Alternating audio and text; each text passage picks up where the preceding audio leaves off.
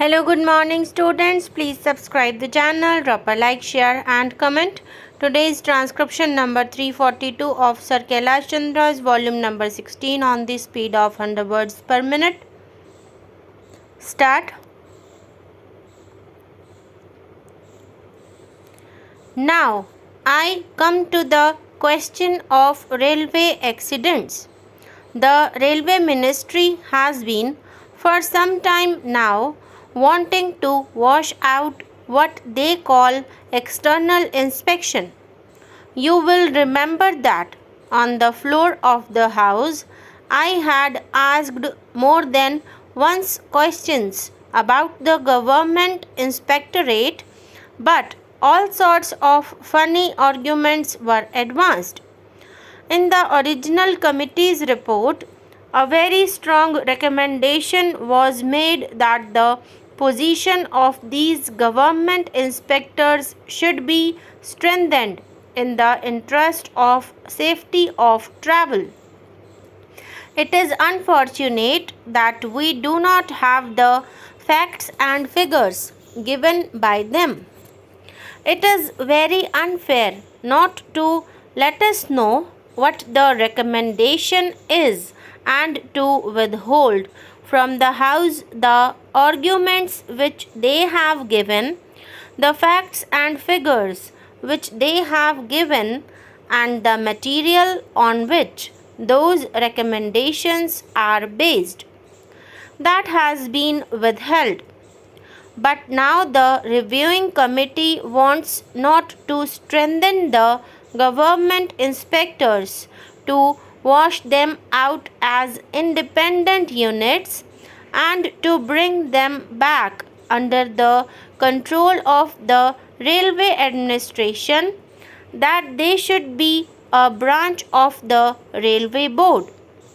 There is a very long history behind this.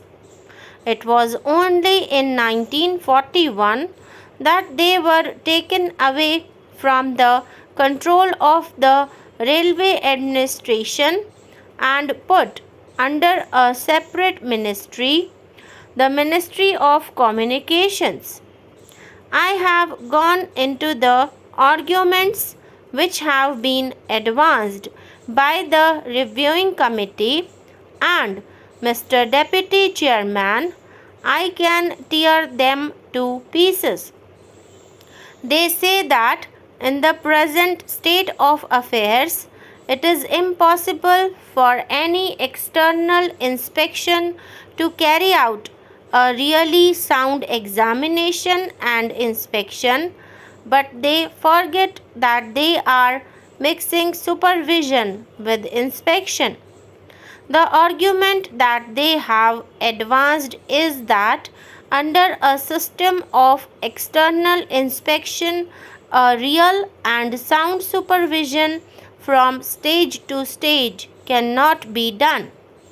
They say that they must have this sort of setup. By all means, let them have it, but external inspection serves a different purpose. I may submit for your information that in 1945 the views of the general managers of all the government railways were taken in the matter, and all the general managers were of the view that the inspectorate must be maintained. Another committee which they appointed, on which some foreign experts also served, went to the extent of advising the railway administration. These inspectors have to criticize the railway board, even the highest officers in the railway administration, and now if they are transferred back, we can imagine the situation. When even the report of a committee which was appointed with the knowledge of Parliament and on which so many persons served is being shelved and suppressed, do you think that any independent inspection notes will ever see the light of the day? They say that in case of major accidents, we can have judicial inquiries. Inspection is one thing, and an inquiry into a major accident is another. The inspectorate that exists now is absolutely necessary, and it must be absolutely independent so that it can criticize the railway board or even the highest of the officers, the chief engineer or the general manager of the railway concerned. As for judicial inquiries, if they are necessary, by all means have them. I have an advocate of it. I have been associated all my life with the judiciary. I have risen from a magistrate.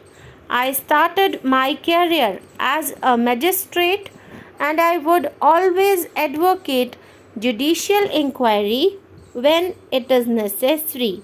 But certainly, judicial inquiry cannot replace inquiry of a technical nature. And if you have a judicial inquiry, you will always want some technical experts to be the assessors or to be associated with that inquiry so that they guide and give an independent view. Do you want the officers of the railway ministry to be assessors, or do you want independent assessors? These government inspectors would be absolutely independent assessors in those judicial inquiries. This is just one part of it. There are at least half a dozen important matters which should be referred to. I will now refer to another matter on which fortunately the original committee and the reviewing committee are in agreement. I am not concerned with this or that committee.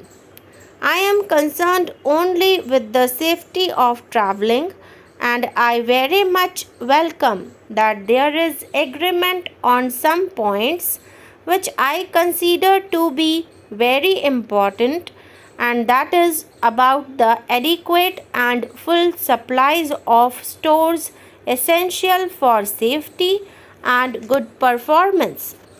If you read the recommendations of both these committees, you will find that this serious lag has been responsible for a lot of inefficiency, for some of the accidents, and for keeping our personnel idle for a long time.